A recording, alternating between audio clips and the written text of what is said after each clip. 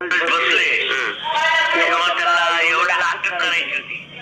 सरकार इंग्रज सरकार अटक करणार होता एवढ्याला तेव्हा टिळकाला सांगितलं मध्ये मोठं उभी करू नको, तू मनमाडला जा थेट मनमाडला थेट जा.